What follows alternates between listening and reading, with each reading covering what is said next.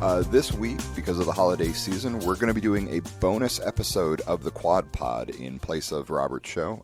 Just to introduce some of you to the show. It's me. My name's Derek Haryu. I work for the Rich Dad Company. I help produce Robert's show. And basically, the Quad Pod is my show in which I talk to guests from different parts of entrepreneurship, sales world, design, self-improvement, that kind of thing. And we just kind of like talk about our different philosophies and different strategies on, kind of taking over the world in our own different ways.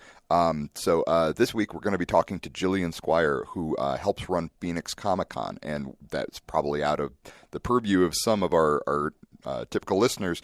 But Phoenix Comic-Con has nearly 100,000 people attend every single year, and it's only growing every single year. So it's actually a great model for hosting large events, monetizing a large audience, using your audience to evangelize your product, all that kind of stuff. It's a really interesting interview, and we hope you guys enjoy it. So please enjoy this bonus episode of the Quad Pod. Howdy, E's, S's, B's, and I's. Welcome to the Quad Pod, the podcast where successful personalities from the world of business, entrepreneurship, money, sales, and self-improvement are interviewed by a mid-level employee. Howdy, Quadzillas. This week, we've got Jillian Squire from Phoenix Comic-Con. She's going to talk to us about the task of managing 75,000 attendees, and that was just last year, for a show that gets bigger exponentially every single year. We're also going to talk about leveraging enthusiastic volunteers, negotiating with actors, vendors, and the city of Phoenix, the nonstop planning of an event this size, something that takes over literally all of downtown Phoenix. Setting up appearances literally years in advance. I know I'm using literally a lot, but this is a big event.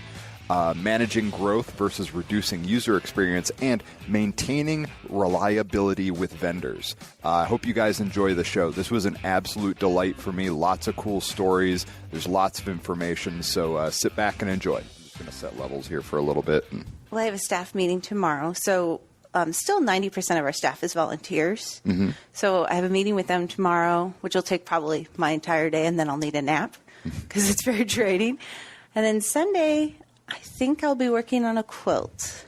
Oh, really? Yeah. I have all these geeky T-shirts that are kind of worn out, and I'm trying to turn them into a quilt so that I don't waste them because they're hard to find, or they used to be hard to find. Okay, so you're going to cut the emblem out and then use that? Yeah. That's really cool. Yeah, and then frame it in, like, old jeans. Mm-hmm. So it's jeans and T-shirts. Right on. Very cool. Yeah. Are you going to do, what do they call it? When you're done, is you going to do a stitch over or anything? Probably a tie. Okay. So we talked about getting some buttons or some just different decal kind of things and tying them onto it. Okay. Hold it together. So, yeah. Very cool. Cool. Well, thank you for coming out and being on the show today. I appreciate it. It's awesome. I'm excited. Cool. So howdy, Quadzillas. It's Derek. We're out of the studio today because there's some maintenance being done on our nice, fancy studio. And today we are talking with Jillian. Would you like to introduce yourself to the listeners and tell us what you do? Love to. I am Jillian Squires, and I'm the Director of Marketing for Square Egg Entertainment, which is a company that puts on Phoenix Comic-Con and Phoenix Comic-Con Fan Fest. Okay, very cool. And for those who aren't 100% familiar, because most of our audience is entrepreneurs and like salespeople, Phoenix Comic-Con is as it sounds, the Phoenix comic convention. You'll hear people say Comic-Con, and they typically think San Diego. Well, Phoenix is growing pretty like not necessarily to rival San Diego yet, but like it just keeps getting bigger and bigger every year. I mean, there was a time when comic conventions were just about comics, or like there was comic conventions that were just about comics. There were Star Trek conventions that were just about Star Trek, and now comic conventions in general have become just a media, like it's a media and branding opportunity for even like not just the niche markets, but like really large companies. And that's why we wanted to have you on, partly to talk about branding and how the culture has grown, but also running an event of that size, because last year was what, 75,000 in attendance? That's right. Yeah. Yeah, it takes over all of Phoenix downtown for like 3 solid days. Yeah, we have the the convention center, the North and West building, for those familiar with it. It's 4 floors in both those buildings. And then there are 3 host hotels and 7 other hotels that our attendees book into. Very cool. And you guys, like the first year it technically started was, 2002? Yes. That's going way back to when it was called the Cactus Convention. Cactus Convention, and it was a 6-hour show, and there was like 200 people there. Yeah.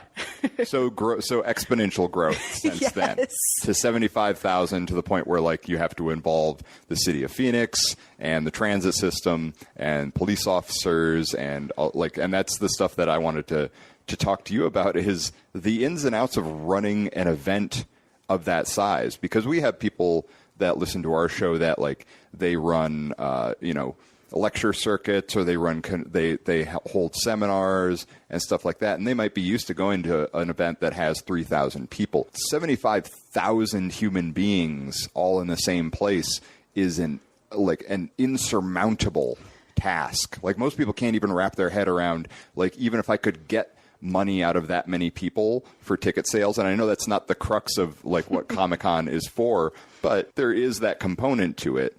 Can you tell us a little bit about what you do for Phoenix Comic-Con and how that ties into the size of the convention that it is now? So I'm responsible for a lot of those partnerships that we do with other organizations. So a really good example is I'm talking to Uber right now about setting up discounts for our attendees. We're negotiating a place for them to have drop off and pick up. And so I do a lot of those kind of high level discussions, as well as the simple things like social media. I have a team of about 300 people that are all volunteers. Thank goodness for volunteers. Yeah. And we do social media. We have a street team. We have a staff of 40 photographers just to catch the event, right? Just catch pictures. We have an entire art team, which is very important. That's probably one of the biggest things that caused our rise, is that we do our own art. Okay. So I'm in charge of all the art that's done, and then, negotiating some of those promotions with the actors and the vendors, and how do they want to be seen on our website and on our social media. So it's a lot of conversations is what I spend most of my time doing. Okay. And so we've already established that the show keeps growing every year. When does planning for like it's 2015 now, 2015 convention happened a few 4 months ago? End of May. Yeah. When does planning for 2016 begin? It already started. Okay. At the convention center, we have contracts out to 2020. I mean, that kind of space planning has already happened and will continue. We renegotiate the contract every year just to make sure we have the space we need for the next year. When we talk to a guest, we say, okay, can you come to 15? No. Okay, can you come to 16? No. Can you come to 17? So we never really stop planning for any of it. It's just this continuous process of, okay, we can't do this year. Can we do it this year? And it's a year-round job at this point. It just never stops, because you're saying you're planning out 5 years in advance. Yep. Just because it's going to require that. That was one of the questions I wanted to get into. You guys hit 75,000 attendees this year. Are you getting to where the same question that comes up with San Diego Comic-Con, is the venue going to be able to accommodate the size that you guys are getting to? Because people have asked that about San Diego for a long time, which is San Diego is a big place. It's not big enough for how many people are showing up for Comic-Con anymore. Yeah, and that's a real struggle for them. And we've had some communication with them that's something they work with every year. But I would say that we would sell out before we would move. We're pretty dedicated to Phoenix. Okay. It is on our name. Oh, I'm not even suggesting you go to a different city. I'm only suggesting, like, is the convention center enough for you guys, or is it going to be where like you're just going to have to like start pushing out into, because you already push out into the surrounding hotels and across the street, but like, is that still going to be enough for you guys? This is a really big debate. And we have it, every 6 months we're talking about this. There's a point when you get too spread out to operate in an efficient way. And one of our most important goals is to have an amazing experience for everyone. So if we push out too far, are we able to control that experience anymore? And we kind of feel that, no, maybe it's better to set the size that we can manage in an effective way and have an awesome experience for people and cap the attendance so that if that's how many people fit in that space, that's what we do. Because we really, I don't want to speak ill of San Diego. I know. Let me put out my own opinion, and you can agree or not agree with it. San Diego is an amazing event to go to. It is. It is like running a marathon. It is. And people think that's a joke and stuff. Go to San Diego Comic-Con for the entire weekend. Don't go for a day. Go for the entire weekend. If you do nothing but walk the floor, if you don't try to stand in line for 4 hours to get into Hall H, if you don't try to go to the panels, if you don't try to go to the special events, if all you do is walk the floor, when you're done, none of your muscles will work. You'll probably get the flu, and you'll call in sick for the next 3 days of work because you went to a comic convention and it beat you to death. Pretty much. Because it's so spread out. There's so much there, and it's hard to complain about too much content, but there's almost too much content. You could go for the entire with preview night and then the 4 days and still not actually see everything you wanted to see. Yeah, and that's an issue, because you're walking away not feeling satisfied, and we want to make sure the attendee is walking away feeling like they got to experience as much as they wanted to. Another issue is the vendors. If you get so big that the vendors are competing and they're not making enough sales, they're not going to want to come back. Yeah. So we have to very carefully balance the size of our vendor floor and even how many of each kind of vendor are there so that we can make sure that everybody makes money, at least enough to want to come back. Right, because that's, if you go there, there's people who haven't been, there's different sections of a convention. There's Artist Alley, and there's Vendor Village, and there's the panels and stuff. The Vendor Village is essentially just it's kind of the main floor where you can buy T-shirts and figurines and comics and all kinds of cool stuff that people make. You can get custom lightsabers. You can get pretty much anything you can think of in the pantheon of nerd merchandise. But it's getting packed, and it's getting to where you will see 2 or 3 booths that they don't even have similar products. They have the same product because they're aggregating from other sources, and the products are still cool. But you're like, oh, I just saw that shirt two booths ago. Why do I want it from you instead of from this other guy? Yeah, and one of the things we look for in a vendor, because we do actually curate, which is that if a vendor isn't bringing new content, isn't bringing new products, and they're selling the same thing year after year, we ask them to either change their product line or maybe they need to go to another show. Okay. Because they're not going to make money if they're selling the same thing. There's a finite amount of people of that 75,000 that are going to buy that particular item. And it's the same thing for the artist. If you're not putting out new content, you're not going to sell because it's the same people. Even if there's 2,000 new people, how many of them are going to buy your specific thing? Right. So we're really getting into this point where we're getting picky about the vendors. We have a waiting list of 700 people for our vendor hall. Yeah. And I know, I've tried to get on it before. Oh, no, we did successfully. It's fine. Oh, good. Yeah, we got in last year. It was cool. Good. Yeah, and you have to create a vendor hall that's going to make the attendees happy and make the vendors happy. And it's a balancing act. Yeah, you don't and that leads into a question about growth. It's about setting sustainable growth. Just because you can get bigger, and this holds true for all businesses of all stripes, just because you can grow doesn't mean that you should. Look around. There are so many successful brands and successful companies that have killed themselves by trying to expand too fast. And part of that failure can be that they don't have the capital, or they think their demand is higher than it actually is. But a lot of times it's what you described, which is the quality starts to drop after they hit a certain quantity threshold. Yeah. So I was curious where you've seen some areas where you guys have just really said, okay, no. It's cool that this thing has gotten bigger, but it needs to stop where it is for right now. Well, one of the really good examples is going on right now, actually. Because Comic-Cons are becoming so popular. Thank you, Marvel and DC, for the amazing movies they're putting out, right? Super helped us. They're real good. They are. they make a lot of money. Yeah. Actors are in abundance, right? More and more actors are doing, even current actors are doing cons, which is a newer thing.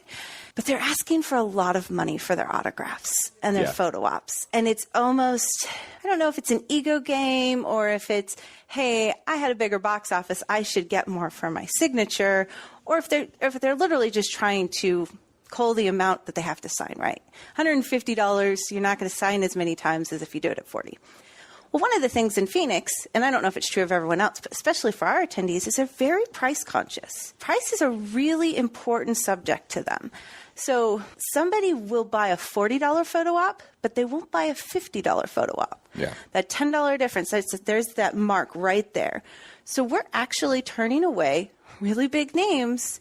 They're just charging too much because they'll never make their money, and then we have to pay the difference. Oh, really? Is there a deal in place where they're like, this is my minimum threshold, and either I get it from the attendees or I get it from you? That's how you book an actor. You sign a guarantee is what they call it.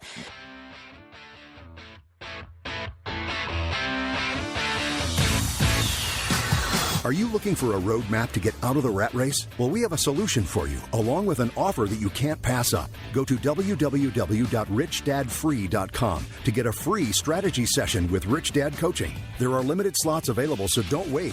Visit richdadfree.com. That's richdadfree.com. Howdy, Quadzillas. Do you want to improve your place in the cash flow quadrant? Head over to store.richdad.com and you can pick up books, games. We've got all of Robert Kiyosaki's books, all of the advisors' books, and we've got the brand new updated cash flow game. Yes, we've updated the cash flow game, and it's more fun to play than ever. Head over to store.richdad.com. Okay. So let's say a guarantee is $3,000. Really reasonable for a Comic-Con. Sure. They should make $3,000 just doing their autographs, not a problem. But say they just weren't really friendly and the attendees got really mad at them and just walked off, and they didn't. They only made $2,000. We make up the difference of that $1,000. So we have to be really careful. You know, there's huge names out there at cons. Chris Evans is a really good example. He's starting to do cons. Oh my gosh, it's Chris Evans, right? But at the same time, it's $150 for an autograph. And there's no way in Phoenix that would sell enough for him to make it reasonable for him to come. So we're starting to pull back on some of those bigger names and make sure that we've got people who are reasonable for our attendees to purchase and enjoy the experience. Right. And that's not to speak ill of those icons, because in a lot of their cases, the truth is this sounds like a rich person problem. But from their perspective, they're like, I make $5,000 if I sat around the house and did nothing today. Why would I go stand and take my picture taken with 3,000 people for $2,000? Yeah. From their perspective, it is a thing. It's like they're still a human being, and they're still like, yeah, I'm kind of worth this right now, and I don't want to be a jerk about it, but like I don't, it's the saying. It's like I don't roll out of bed for less than $1,500, which I get. It's just like, like part of my day job is design. If somebody is like, hey, I'll give you $500 to design something, $500 is a non-zero amount of money. But it's less than I'm going to take for a design because I'm just used to being paid more now. Right. And it's not talking bad about the actors. They have to make their living. It's more about creating an experience for your attendees. Yes. And there were some, I won't name names, but there were, like, I did have a fun time going through the photo op catalog this year and just being like, so-and-so's wants what for a, like, there were a lot of names where I was like, really? I feel like you were on that show 10 years ago, and you don't. Like, there were a handful of people I was like, you could bring that number down a little. And one of the things we struggle is that they can hit that number at other shows, but at our show, it's just a more price conscious attendee, and part of that's the culture we have actively kept our prices lower for our memberships or passes to our event. We've actively encouraged children at our event and families, which families tend to, because there's so many of them usually, you're not talking one person, you're talking probably 3 or 4 or 5, or in one case, 9 kids. And they don't have that kind of money to spend. Not every kid's going to get their personalized autograph because that's a lot of money. And so I think that our dynamic of our show is so different from other shows that they can get 120 for their autograph in Salt Lake and Denver and New York, but they're not going to get it here. Right. And that's something we have to be aware of, and just we have to make sure that we're bringing the right people. Yeah, and that's the other thing is that it's not just about price point. You have to be careful who you invite because there are some actors who go off the rails at a certain point, and you don't want them at your event, Buffy the Vampire Slayer. And you know, it reflects poorly if you invite someone to take photo ops and they, you know, are abusing the attendees, or they're being inappropriate, or they're getting drunk in the middle of the day. Or walking away in the middle of an autograph signing with a huge line and they just go shopping. Yeah. Is that a thing? That's a thing. That's Good. a thing. That's great. You almost have to be part of the gossip channel a little bit. All the cons kind of talk to each other about their experiences with different actors. Yeah, because they're going to be when they're in front of a camera, they'll turn on their "it's time to smile" face. Yes. But then you hear later, you're like, oh my god, this person was they were a nightmare. They were abusive to the staff. They made all these like crazy aftermarket demands. And usually, if they're making aftermarket demands, they're inexperienced. So I'm going to use a really good example. There is this idea that Shatner is a terrible, awful guest. He's just awful to deal with. I have heard that also. Yeah. I mean, I think everyone that knows who Shatner is has probably heard some horror story. Yeah. But the truth of the matter is that Shatner is very, very upfront about what he wants. He puts it in the contract. He's very clear about it. His agent is clear. And if you follow what he gives you, he is not a problem. Right. He's very like, this is what I want. This is what you agreed to. You didn't do a thing we agreed to. So now. So now I'll throw a fit or, refuse to do my part because you didn't do yours. Yeah. And that's understandable. So one of the biggest things is watch your contracts. Make sure you know what's in them. Check the writers. Yes. And as long as you're following that and you're getting the guests that are going to, are not totally inexperienced, you'll be fine. It's the ones who are newer to the world who forget to put that stuff in the contract that are really the ones that are hard to deal with. Yeah. They just want what they want when they want it. Yeah. And they're not used to having to tell you ahead of time that you need to have 10 cases of Diet Coke or Diet Pepsi or whatever their need is ahead of time. You have to materialize it on site. So we are very careful about who we bring out. We will bring a difficult person if we know it's in that vein of they're going to tell us ahead of time what they need. Sure. We're not going to bring out someone who walks away or gets drunk or is in any way going to make our attendees' experience bad. Yeah, there's a difference between having a high maintenance pro, because that person may be high maintenance, but like you said, they're just asking they're like, this is what I want. You can agree to it or not agree with it, but if you agree to it, it better be there when I get there. Yeah, which is the same thing I'd want. Yeah, and that's true. And people listening, that is true for any seminar or event you're putting on. Read the contracts. If the person, if they asked for it, you better have it for them. And just because you sent a contract, don't assume the one they sent back is the exact same. Oh, read everything every time you get it. Yeah, because they add things in there without telling you that they're adding anything. You're like, oh, you signed it. It's too late. That's right. Yeah. I get 10% of the door. Oh, goodness. Yeah. We'll get back into personnel and celebrities later because that's endlessly fascinating to me.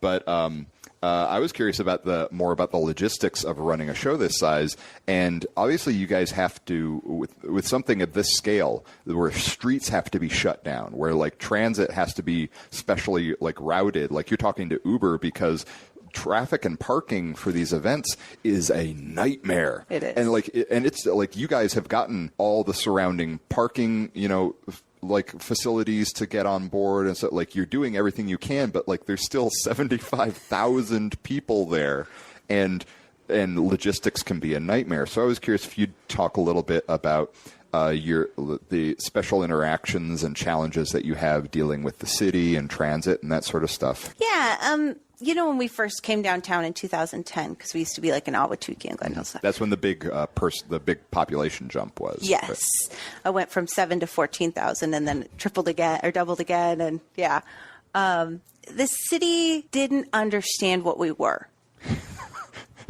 which I think is totally acceptable and understandable. Sure, at the time. At the time. Sure. Like, a comic convention, that's cute. Yeah. Yeah. No, it's not cute. They gave us the South it's a Building. Monster. Yeah, we had stuff out. We had people in lines outside in May. It was awful. Like, we learned so much that year. And the city went, oh, okay, we might need to do something different. And the convention center went the same way. They really started to go, okay, now we see, and seeing is what really brought them to our side. So now... Because you can tell people how big it is. Yeah. You have to take them to, like, they don't even have to go inside. Just get them to come off the light rail at Jefferson and just look at the four corners of any given intersection. You're like, oh my God, there are so many people here. Well, I think there was a survey a little while ago that said there was like 25,000 parking spots in downtown Phoenix. It's not enough. It's not enough, right? And we fill every single one. In fact, we pre-sell parking spots in almost every garage downtown. Yes. When I attend, I am sure to get, I get to downtown at 7 a.m. and no later, because that's when parking is $5. At 10 a.m., it's suddenly $50. It is. It is. Now, I park on Wednesday and never leave. The Rich Dad coaching staff wants to make you a special offer. But first, they have a rather blunt question. What's costing you more money? Being financially uneducated or stupid? If you're uneducated about creating wealth, you can do something about it. In fact, just listening to this podcast demonstrates that being financially ignorant is not your problem. Robert has said that being stupid is expensive. He doesn't mean to imply that you are not intelligent. He means it is stupid to know that you have options to improve your financial education, but choose not to do anything about it. We encourage you to take a different path and get a free strategy session with a member of the Rich Dad coaching team. Rich Dad Coaching has guided thousands of people to financial freedom by helping them take action rather than just dream. Go to www.richdadfreesession.com right now to learn all the exciting details. There are only a few times where you're faced with a decision that will affect the entire trajectory of your life. This is one of them. Don't let it slip away. The stupid thing to do is also the most expensive, which is to ignore this offer and hope for a miracle. Instead, do what Robert would advise. Put your fears aside and go to richdadfreesession.com and claim your free strategy session while they're still available.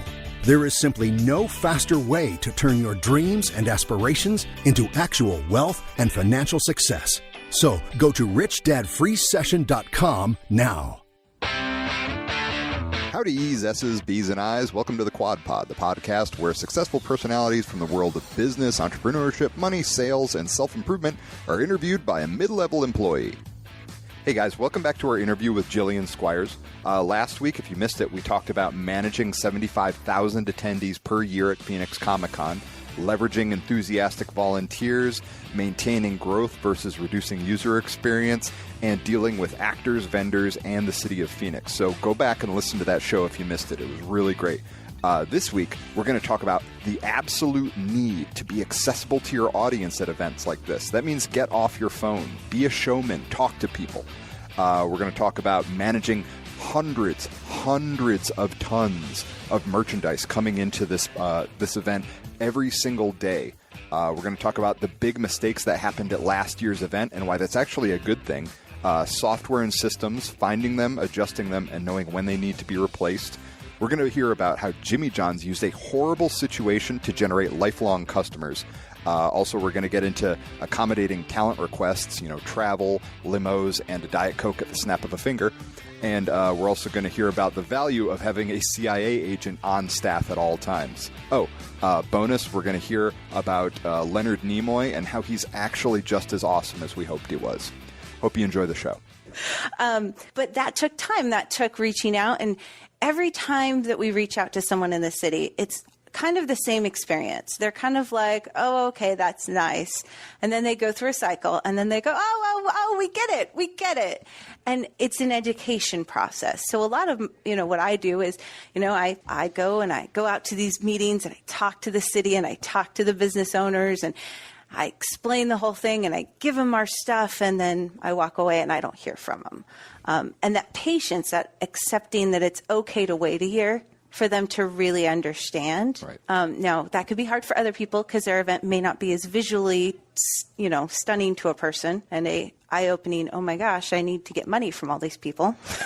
And that's the big thing, is that these are not ideas based in greed, but they are ideas based in, there's money to be made here. That's not the same as greed. Looking at a population you didn't realize existed and realizing, if we just gave preferential parking to everybody with an attendees badge and gave them, $5 off parking in our spaces, we would fill every single space in our parking lot every single day for 5 solid days, which amounts to tens of thousands of dollars in just parking. That's not including revenue for local vendors, local businesses, restaurants, coffee shops, hotels, all that stuff. And when you can show people that normally would have maybe thought that an event like this is a nuisance, that there's, money to be made. Like, if you can work with them and be helpful and be patient, they come around eventually. They do. And I would say most of the downtown restaurants that are in the immediate vicinity, walking distance after a long day,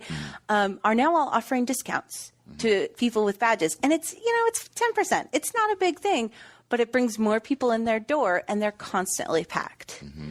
Yeah. I have to send someone to get my food because I can't stand waiting in line at that point. And I don't have time for that. So a lot of the volunteers are actually going further and further out to find somewhere that's not packed. And every year it gets further and further because more and more people offer those discounts. One of the best relationships we have is with the Phoenix PD. Yeah. The police are fantastic. They have actually assigned an officer as a liaison to Phoenix Comic-Con. Oh, that's cool. What a cool gig. And he's a geek. He goes to San Diego. He understands what our show is. We have 46 officers walking around during our event. Some of them are stationed. Most of them are just walking. Some are plainclothes. Some are uniform. They have used our event as a threat training event, like they're training for terrorist attacks and things that they have to do, because it's one of the only events where there's enough people that they can do that kind of training with their officers. Right. It's about as big a crowd of mostly well-behaved people that you could get in one place. Yes. Like 75,000 people who typically are not prone to getting super drunk or getting rowdy, or like the worst that happens is very vehement arguments about the last couple of seasons of X-Files. Right. Yeah. And they still both love it. They just, Well, and several years ago, we had a fire alarm go off. They had fired up a stove that hadn't been used in a while, lots of smoke, set up the sensors. It's bad timing, right? But every single person didn't question. They just filed out of the building. And the convention center and the police were like, this is the best fire alarm that we've ever seen. Because that's the kind of person that goes to that show. They obey the rules. Mm-hmm. They just do what they're told. It's not a big deal. And it's been really fun working with them because they will tailor training to our volunteers. They have, they have more than enough police that want to volunteer to do our show. Mm-hmm. It's just been a great experience. Again, it took a year for them to realize what it is, but it is just great working with them. That's awesome. I'm sure they love it because it's event assignment, which I believe they get a little bit of extra pay for anyway. And it's event assignment where they don't have to worry about getting hit in the back of the head with a Budweiser bottle or, people like everyone's pretty well behaved at Comic-Con. Yeah. Yeah. I was curious if have you had any special challenges that still haven't been resolved? Like ones that you guys are still working, you're like, if we could just get this piece to fall in place, it would make things like 10% easier. I would love to make a deal with the light rail. I'll bet. I was waiting for something about transit to come up because, like I said, transit and parking is always going to be an issue with an event this size. If you could get the light rail on board, what would you like in a perfect world? What would you love to see from them? Okay, so it's San Diego, right? They have a little pass that is specifically for the week of Comic-Con down there, and it's got art on it that's comic oriented, and I still have mine because it's a souvenir, and I'd love to see something like that. a deal because of the price consciousness of our attendees where they can ride the light rail. They get a special little thing because, again, our audience loves things to take home. They're very tactile. Artifacts, tchotchkes. Yes. Yeah. And so just doing something simple as that, is printing a 5-day pass that we can do for a little bit less, would really solidify all of our transportation options. You know, we do everything we can with the parking to sell early. We do everything we can with Uber. We're trying to get a hold of Lyft, you know, trying to get as many options as possible, but we're still kind of missing that light rail piece. Very cool. I'd like to start moving back into everybody who runs events or seminars. They have to deal with two sides of a coin, and that is attendees and talent. Yep. I was curious if you could talk about, first of all, typically who is the bigger headache, attendees or talent? Ooh, you know. And I don't mean because they're misbehaving, but just like the sheer size or like what, like. I think it would depend on which person in my team you talk to. Okay. So we kind of split it up. And this goes back to kind of that logistical side. There's 5 people at the top with me, and one runs guest relations. So their sole duty is dealing with talent. Then we have operations that deals with the vendors, which is kind of the third element there. Then we have tech, which is its own thing. And volunteer relations. So because you guys have an unimaginable number of volunteers. 1,900 volunteers. Yes. To run our volunteers. event. Those are like people that are like, yes, I totally want to do this for a special badge, and that's pretty much it. A T-shirt, a pin, again, tchotchkes, artifacts that they can take home. And just being part of the experience. Yeah. I mean, it's like a big family, really. All the volunteers hang out all the time. They know each other. All of my friends are volunteers. I have no friends that are not. Some family that is not, but so it can depend. I would say this last year, the guests were more of a headache than the attendees, but that's only because we redid how our walking paths are throughout the entire show and moved our costume groups up to the 3rd floor, which spread us out, which spread out the attendees so they didn't feel as stuffed together. Okay. The year before, I would have said the attendees were the biggest pain because they were so upset because they were so clumped together and it felt so crowded. So it felt less crowded this year, so they were happier. Okay. Yeah. So it varies. It did seem like, especially walking like Vendor Village, seemed a lot less like moving through a herd of cattle this year. And part of that is we did widen the aisles another foot, so they're 12-foot aisles, which I recommend for anyone with an exhibitor floor, because then people can stop and talk without impeding your flow. Yeah. And then that bringing the people up, just spreading them out more, allowed for a more breezy feel. We got a lot better feedback from the attendees on that. And that's been... that's been a 4-year, 5-year project. Every year we try something new to try and make the traffic flow better. This year seemed to work very well. Well, do you have like somebody that's just that's their whole gig is just working out the logistics and the kind of the science behind human traffic flow? That's what our operation team does. Okay. They also do the floor plans of every floor for like the vendor hall and where everyone's placed and things like that.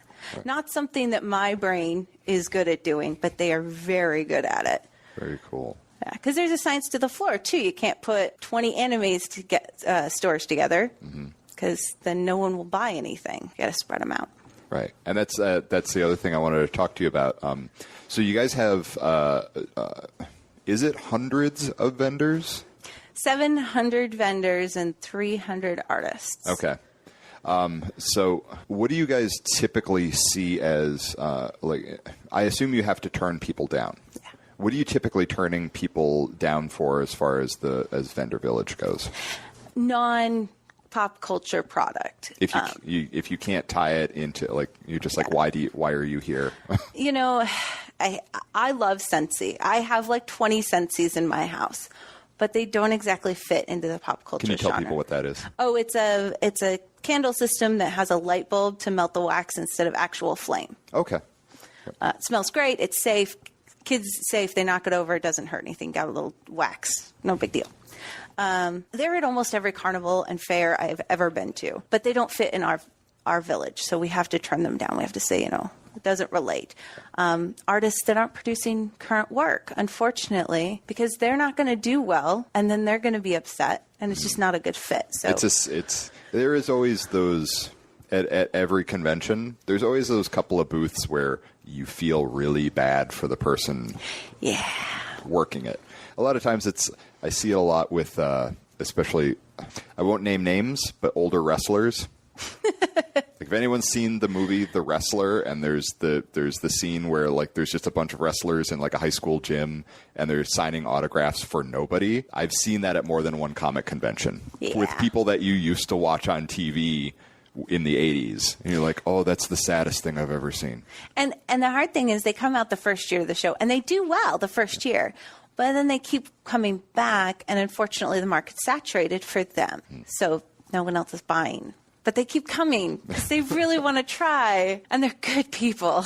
No. They're like, it's rad. It's always a bummer to see somebody whose booth is just not doing well because they're either not engaging their audience correctly, or they're not still a presence, but they just think that this is a place where they can just sell autographs.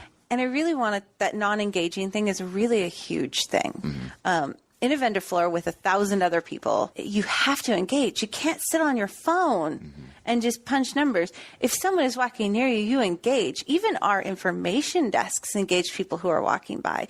Volunteers are engaging people because it's the only way to create a good experience. Never, ever sit on your phone. In fact, our volunteers aren't supposed to have their phones out when they're working, when they're on shift, unless it's, they're the social media team, because I guess that would be okay. But if you're on your phone, you're not engaging, and the people are just going to walk away without spending, without enjoying. So you have to get out there. Yeah, and that again, true for all events and seminars. Yeah. You have to be there from the time you get there to the time you leave, you need to be there as if you're there to give yourself to everybody. Yeah. Like it's, I know that it's a grind, especially if you're at an event that lasts more than a day. God forbid 3 or 4 days.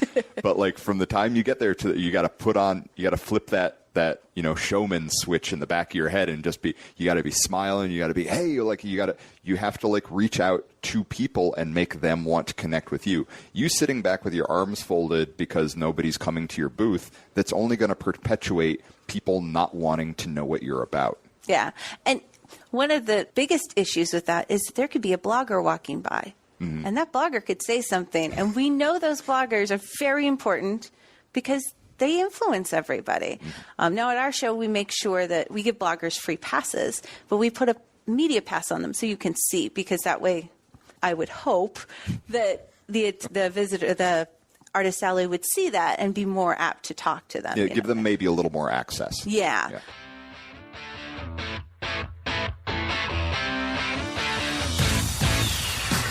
Are you looking for a roadmap to get out of the rat race? Well, we have a solution for you, along with an offer that you can't pass up. Go to www.richdadfree.com to get a free strategy session with Rich Dad Coaching. There are limited slots available, so don't wait. Visit richdadfree.com. That's richdadfree.com.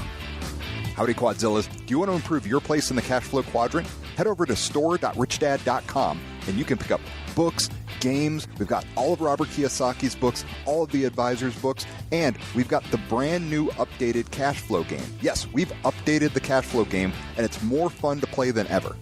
Head over to store.richdad.com.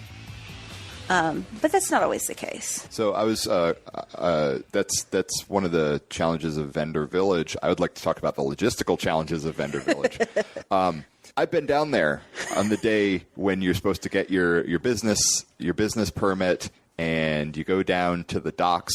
And I thought that I was going down to, they're like, oh yeah, you go down to the loading dock. And I was like, oh, okay. And I expect to go down to like you see in the back of a grocery store, and there's just like the one door that like the truck pulls up to. I go down there, and it goes so far I can't see the end of it, and it's just truck after truck backing up. It looked like something out of I swear to God, if you don't see it live, it doesn't sound real. It sounded like it looked like just something out of a movie. Like I expected zombies to start coming out from behind the cement pillars. It just went on forever, and it was truck after truck after truck just going on. And then there's a marshalling yard full of more trucks that are waiting just to come into that line. You guys are people are loading on a daily basis hundreds of tons of product into that event. Who is managing all of this? Well, his name is Lee. Okay. And he is that operation guy. That's how his brain works. We work very closely with the convention center to utilize the marshalling yard and all of their security staff. And this year we tried something that didn't work very well. We did it kind of in size order. So the biggest booths, because you can buy 10 by 10 or 10 by 20, would start first, and they had time slots. And then everyone else kind of had time stops in alphabetical order. Well, it didn't work very well. People didn't pay attention to their time slot. People were on different schedules, maybe because they were driving from California and they didn't time it right. And so it took a lot longer this year than we'd like. So we need a new system because we're so big, and so far we haven't gotten the best efficient way to do it. But that's part of growth. Yes. It's mistakes. You're going to make mistakes. And so here's my advice on mistakes too. Own up to them. Be honest about it. You know what? Yeah, you're right. We made a mistake, but we learned something, and we think that we can do better next year. That's something we've employed for a long time, and it doesn't just get a good response then, it gets a good response later. So one of the things that I saw this year with the vendors was they were saying, this is crappy, this is horrible, but you know what? We know they're going to make it better because we'd built that reputation. Right. So we do use a company called StreamPoint to actually curate where people sit on the floor. And it manages the money for us. It manages the placement. It manages, here's all the extras they can buy, extra passes and things like that. That has made things a lot easier. Having that software to manage that stuff is so important. We used to just do it in Excel files, pen and paper. And when we were small, that's fine, right? When you've only got... get away with maybe 1,000 people doing that? Maybe. But at this point, it's so huge that we pay for software, and it is worth the investment. Yeah, systems are they're not important. They're absolutely necessary. Yeah, there's no way we could do it without it. If you are running seminars or events and you break 500 attendees, you need to have web systems in place already. Ticketing systems. Yeah. And you may not pick the right one the first time. No, you may not. Or you may, one thing we've seen is tech changes so fast. You've got a great one for 2010 and it's working awesome. Well, now it's 2015 and that one really hasn't changed any. And now it's time to go with the new guys with the cooler stuff. Yeah, I have a POS, I had a POS system. I won't name them, but they're a shape. And they were great. They were great for the first couple of years I was doing stuff, but now I'm just like, you have no useful inventory tracking, and you have no way to put my customers into a list so I can communicate with them for sponsorship and bonuses and coupons later. Sorry, you got to upgrade at a certain point. You have to if you can even see your systems being outstripped by your growth, you need to already be replacing it. Yeah. You can't wait until it's already happened. And one of the things with StreamPoint and why we love it so much is that if we need something changed or we find something that isn't working for us and we reach out, they develop something new. They actually change to help adapt for us. That's awesome. And it's great for them because they're getting constant feedback of what their new products should be. Yeah. Now, this particular product is very streamlined to comic conventions, which is why we're partially using it. But it helps the other cons, the smaller cons that are out there, too, that are using it. So, yes, software, amazing. Okay. The other thing is just to have a lot of good, reliable people who can keep a smile on their face. Because the 2 days that vendors come in the hall, Wednesday and most of Thursday, there's no real way to keep everyone happy. It's hot, you're sweaty, you're trying to get things done. Your booth is on that side and the loading dock's on the other side, and you're walking back and forth. They're loading all their stuff in. They're tired. They're dirty. And in a lot of cases, they have driven hundreds or even thousands of miles with their product. And then they got here and they sat in a line in their car waiting. Oh, funny story. Jimmy John's was delivering to the vehicles. Oh, really? They had a guy that was on a bike. And again, listen, these are examples of making opportunities out of failures. That's Jimmy John's going... They could have been like other companies and just been like, oh, we don't do that. If you want an order, you got to send us an address. And they're like, no, we'll find, just give us a license plate. We'll find you. Yep. That's how you make, down. That's how you capitalize on an opportunity. And all the vendors were just praising Jimmy John's and how much they loved it. I can guarantee you that. Yeah, that generated hundreds of people who are just like, no, just, when I want a sandwich, it's just Jimmy John's. Yep. It's nobody else, just them. Yep. Because I was hungry and they fed me. That's it. In a car that I've been sitting in for 2 hours. Yeah. Which, like, a sandwich when you're starving and mad, that changes everything. Yeah. And we would go up the lines and, like, hand out water and stuff. But Jimmy John's is the hero of Comic-Con this year. So I would love to, you don't have to name names, but I would love to hear some stories of unique talent requests. Oh, because people who run seminar, like the talking circuit and the seminar circuit, which is what a lot of our people deal with, you have big names and they have big personalities, and they can make big demands. Yeah, and I mean the ones that are most common are going to be, they want a suite. Mm-hmm. You know, they want their family to come. We hadn't encountered this before this year, but a guest wanted a limousine. And we have town cars. We hire a town car company that transports from airport to, because we used to do it in our vehicles. And again, too big, hire a service. You just have to. We even had to hire a travel agent for the first time this last year. I didn't know those existed still. Yeah. Okay. Yeah. She books it all. It is taking a load of work off of us. Diet Coke at every, like, always a cold Diet Coke available is kind of one that was difficult because the convention center is a Pepsi business and we're technically not supposed to bring in Coke. I mean, attendees can. I do. I'm a Coke drinker, so I have a case of Coke Zero in my hotel room across the street, and my sister brings me cold ones. But we had a guest who's like, I need a cold Diet Coke to be at my beck and call at every moment. So this guest is not. So you just have someone tracking that, but like, there's just like, your job for the weekend is to be 3 feet away from this celebrity with a little cooler and just present a Coke. So we have what we call guest liaisons. They're volunteers. Mm-hmm. It's really cool. We've even got a guy who's like in the CIA that comes out and does it. It's just fun stuff. And these are people who can keep their mouth shut. You know, they can deal with the drama. Because you can't put a fanboy with their hero for both of their sake. Yes. We'd have passing out volunteers. Yeah. So they're assigned, the bigger media guests, they're assigned to a single. The artists, they usually is one person for like 5, because they're artists tend to be less demanding than the TV folks, surprisingly. Yeah.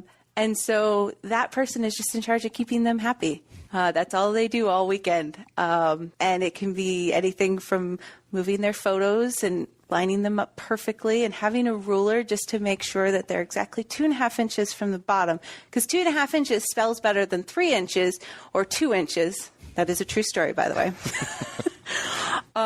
To, getting the press and media away from them.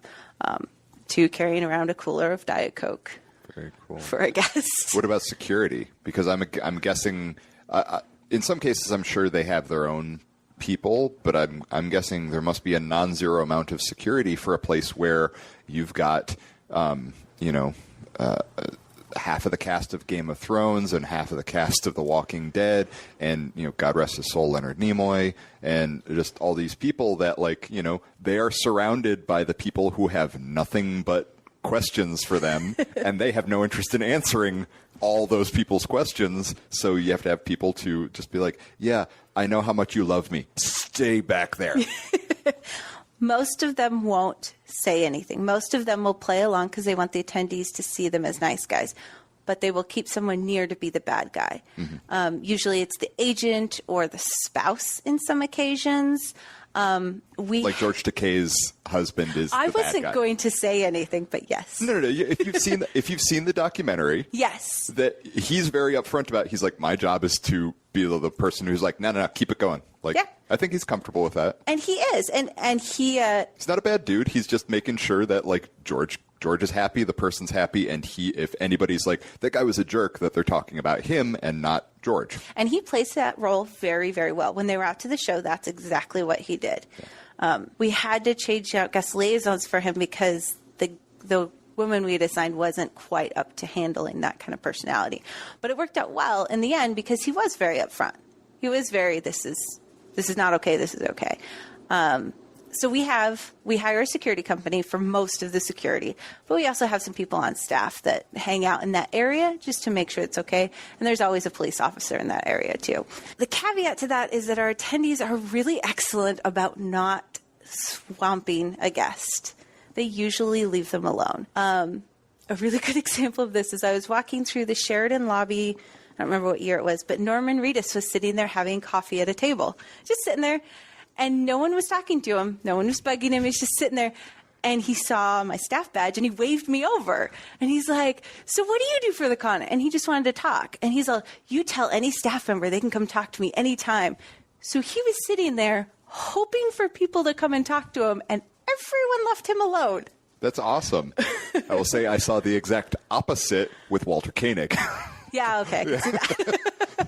I watched him be the most polite human being on earth as he was trying to have dinner with his wife, and a handful of very exuberant attendees were making it very hard for him to have dinner with his wife. Yeah, and a lot of the guests we will offer reservations in like a back room or a hotel room that has a dining aspect, like one of the suites or something. This was away from the con. This was easily 2 blocks from the con and you saw his face just do the kind of like, and then smile and be like, oh, okay. Like he was very nice. Yeah.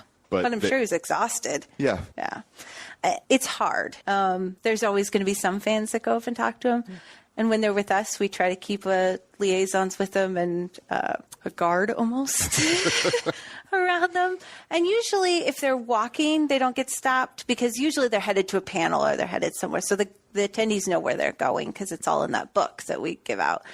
But when they're on their own time, when they don't take up stuff on our private room dinner, sometimes it's hard for them. Do you have any situations where you have had to not invite a particular guest because a different guest is there? Oh, yes. I have 2 examples of this. Okay. Kind of. By the way, I don't want to get you in sides. trouble. So if you can't name names, you can just say a person. I will be doing that quite a bit. Okay. There was a person who was on a pretty popular show, and it was a really big coup for us to get them. And they basically had a list of the people in the show that could not attend the same year as them. Was it a long list? It was most of the show. Oh, wow. Yeah. Oh, they didn't like the rest of their cast members. Yeah, they just didn't want to be around the other cast members. And it could also be they didn't want the competition.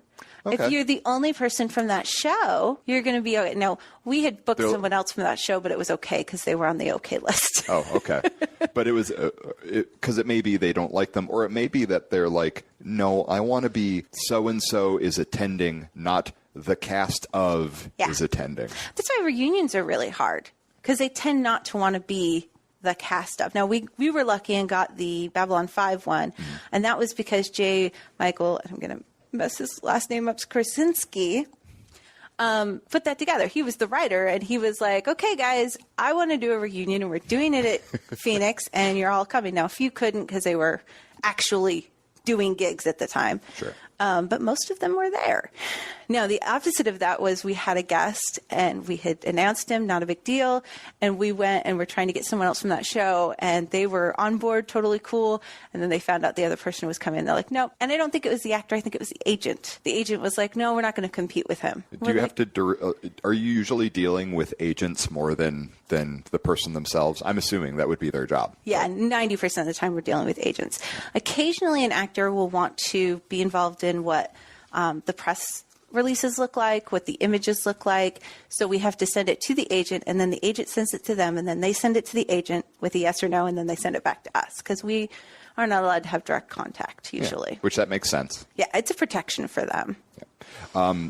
So I was curious, in the time that you've been working there, who's the absolute best guest that you've dealt with, where you were blown away by how accommodating and awesome they were? Leonard Nimoy. Leonard, really? That's so hot. I'm so glad to hear that, because here's the deal. Leonard Nimoy has always struck me as a guy he could be a jerk if he wanted to, because he's Leonard Nimoy. Yeah. He's huge. But from everything I've ever heard from everybody from George, from his cast members, with one notable exception, like from George Takei and Nichelle and all those people and the fans that interact with him, all I've ever heard is that he's an absolute delight. He's just a sweetheart. He was so kind and good, and and that's a guy who, like, if he said, I want $500 a picture, he would still have a line out the door. Yeah, and he was opening doors for the staff that were assigned to him to take care of him. It was their job to open doors, and he would open doors for them.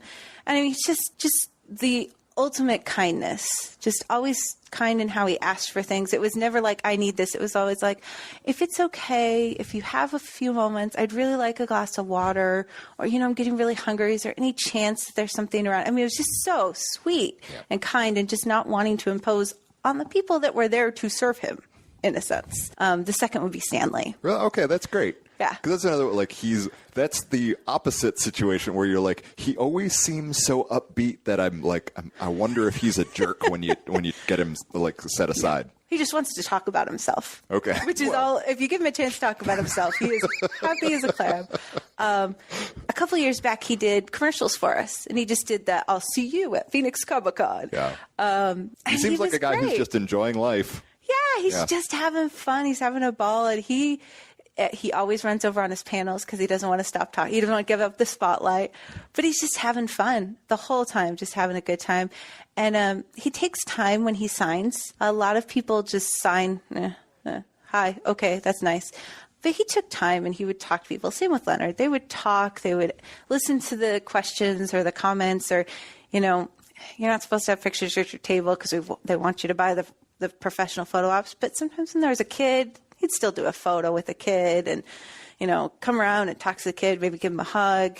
It's just that personality that can't really be faked. Very cool. And that makes you want, and that makes you connect and want to, like, we have to tie everything back to business. If people have that experience with you, they're more likely to come back when you have another event. Yeah. Well, Stanley, we brought him 2 years in a row, which is really rare for us. And I can't imagine he doesn't sell out every event he does. He did. Yeah. And he would if we brought him back now. Now, he's not doing as many shows right now. But yeah, if we brought him back today, he'd sell out completely. Not a problem. Yeah, I had that experience with Will Wheaton. Oh, Will is great. Yeah, like because I went up and I was like, oh, can you sign this? And like I always have the thing where I think I'm going to be super cool when I walk up and just talk to him like a bro, and it never happens. And I was like, oh, I just want to thank you for like your books and tabletop, and it made me like want to like write more and like get into board games. And he's like, oh, cool, what games are you playing? And he like did not break eye contact with me and had a conversation. He was fielding the questions on for easily 5 minutes, and there was a line of people behind me waiting to talk to him, and he never broke eye contact. Yeah, he's great, and sometimes he will purposely ditch his liaisons. He will escape, in a sense, to just walk around the floor and just see what's out there. Oh, Leonard Nimoy did that when he was on the floor and he went over to the Lego area and got pictures taken with the Legos. And, oh, very cool. And Will does it every time he comes, and hopefully he'll be coming again soon. Just depends on his work schedule. He's been busy lately. He's been very busy, but it is one of those things where you're like, how come you don't do Radio Free Burrito anymore? It's like, oh, because you're working again. Yes. Which, look, we want that. Everyone wants him now, but we had him when nobody wanted him. Yeah. And he does talk about us a lot. So we hope to have him. Patrick Rothfuss was here 2 years ago, and I was in line because I'm a big reader, and the person in front of me gave him a comic book that they had drawn. And he reached into his bag and said, I'll take it, but you have to take something from me in exchange. And he had been working on these playing cards. And he gave him a deck of the playing cards that had all the art from his book on the back. And I was like, now that's a really cool response that not everyone has to that, because everyone gives guests things. And usually it's like, okay, and they hand it off. If it's baked goods, they're not going to eat it, guys. They're just not going to. Yeah, don't bring them food. Don't bring them food, but maybe booze. If they're sealed, they will drink the booze. But that's a good response that you don't usually see. It was just that kindness of, okay, I'll trade you. I don't want to just take from you. Yeah, and now that person has a connection with someone that isn't a character anymore. They feel like they have an actual connection to them. And that, again, we have to bring everything back. If you can create connections with your audience, they will stick with you through everything. Yeah. They will become your evangelist. They will do the advertising work for you just everywhere they go. We think of our social media persona as your geeky best friend, right? We're playful. Sometimes we troll a little bit.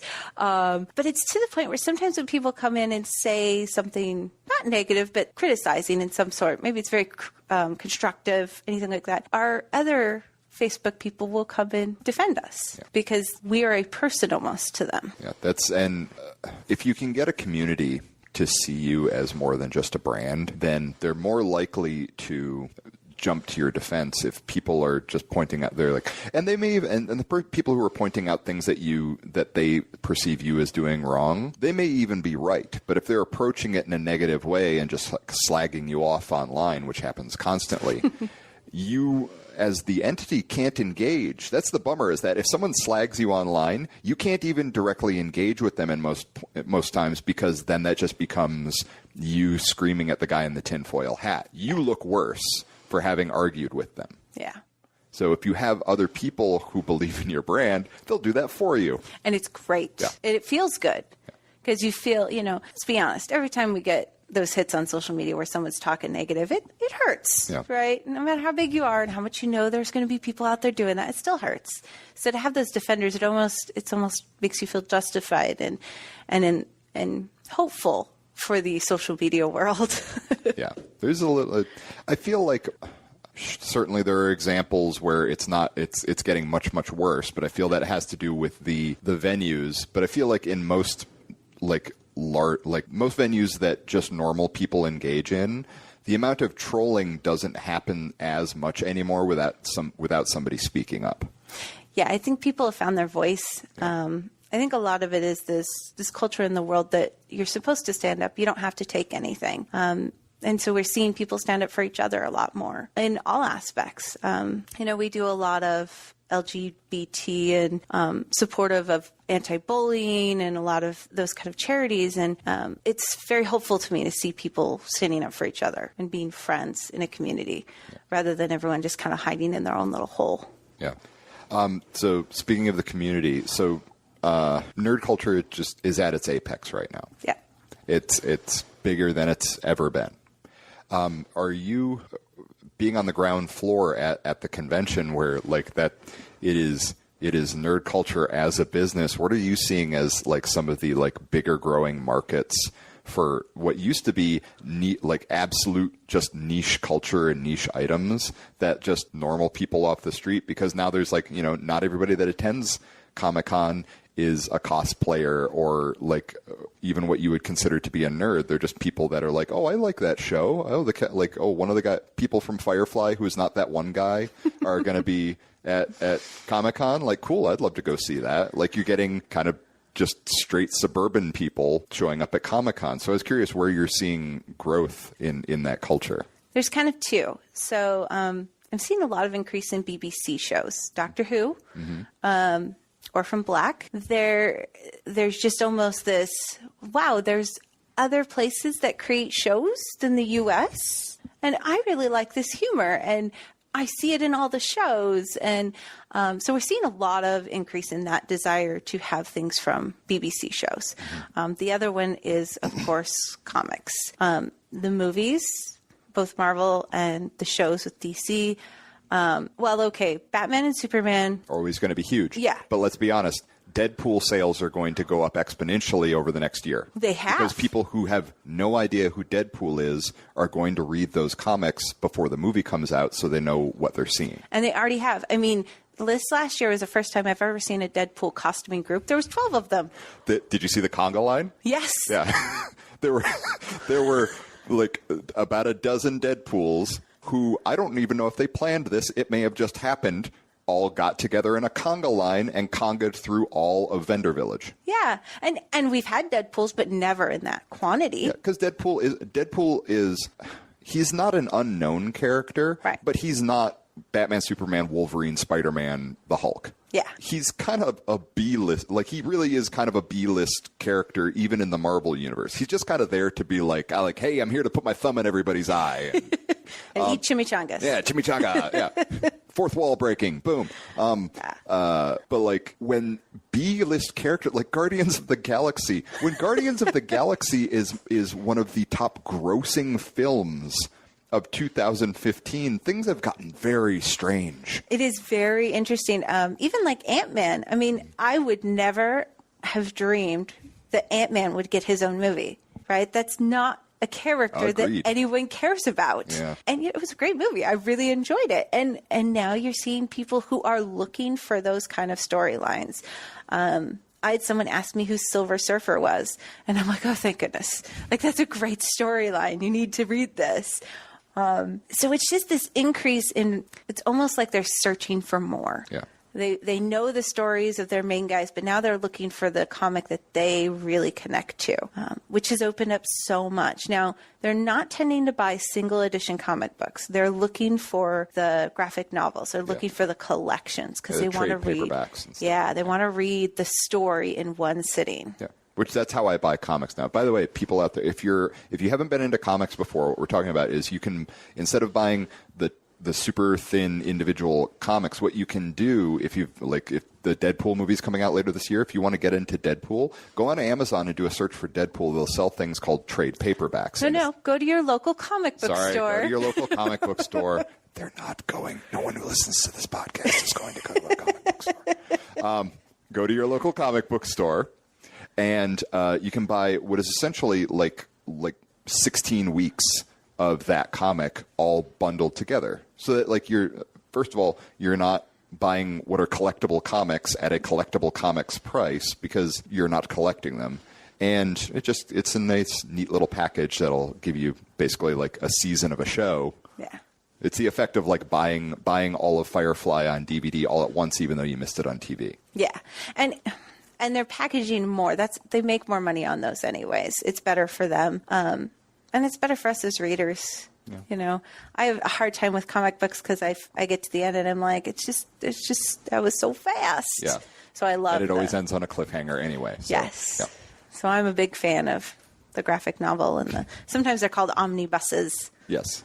Those are the really big ones. Like you can get people who are into The Walking Dead. Yep. If you've ever wanted to see what the comic's about, you can buy these tomes. It's these volumes of The Walking Dead that are so thick you could like murder a small animal with them. Yeah. They're like the size of half of a phone book. But like if you ever wanted to see where the show came from, you can get that stuff. And that's where there's all these revenue streams for nerd culture now. Yeah. And I was curious, like at the show, like have you guys found new revenue streams since the show started? Like with like higher end badges or no, you look excited. What's up? So this last year we did merchandising for the first time, which is t-shirts, lanyards, keychains, the things, souvenirs essentially. Yeah.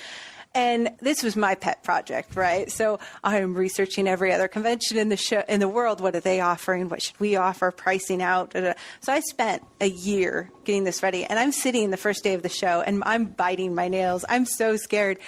And it was the greatest thing because we advertised, super important, and we had things that people wanted. We had worked with licensing, so it was all legal, to do a Guardians of the Galaxy Phoenix Comic-Con shirt and a Star Wars Phoenix Comic-Con shirt. And then we did a couple just Phoenix Comic-Con sporty-looking shirts, different things like that. We had women's sizes, which is huge because no other convention had women's sizes when we did this.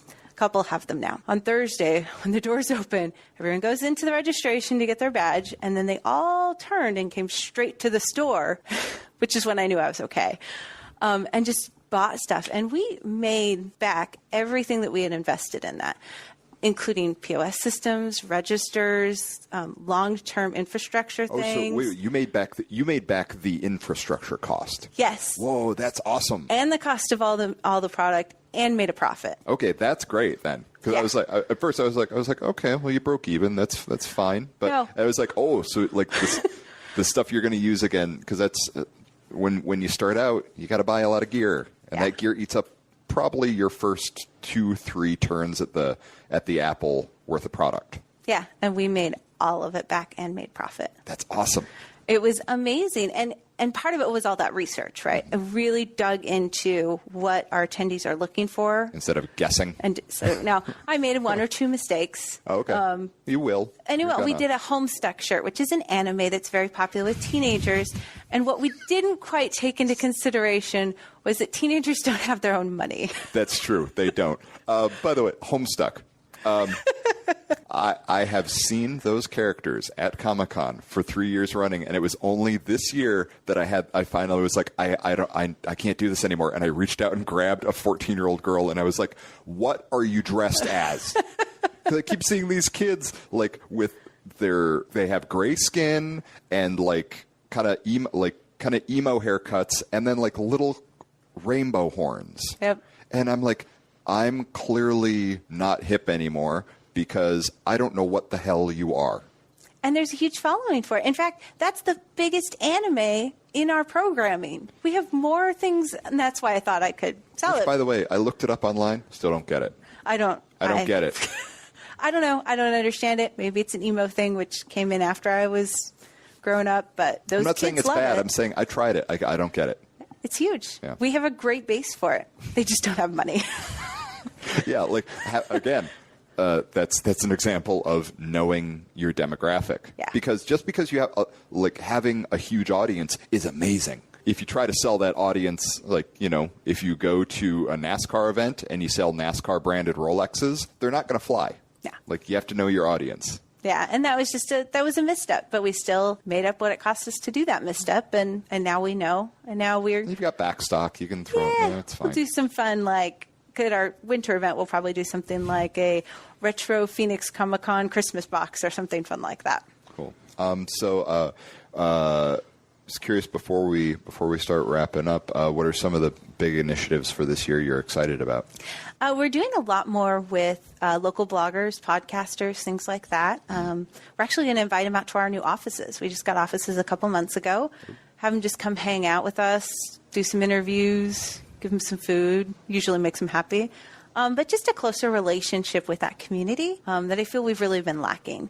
And then a more year-round commitment with our attendees. One of the things is we kind of all go quiet right after Comic-Con because we're all sleeping. And we want to continue that experience, blog and talk to people about what their favorite part was and just keep it alive, keep that spirit alive all year round. And that's part of having that second event in December. It's smaller, not as many people. It's a different show. It's the fan event. Fan Fest, yeah. Had 11,000 people last year. Very successful. It's not nothing.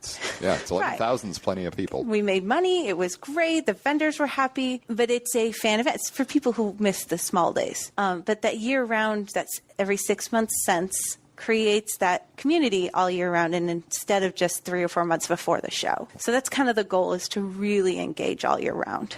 Very cool. So we always have a handful of questions that we wrap up the show with. The first is, if you could collaborate on a project, and it could be for Comic-Con or something else, any person living or dead, who would it be and what would the project be?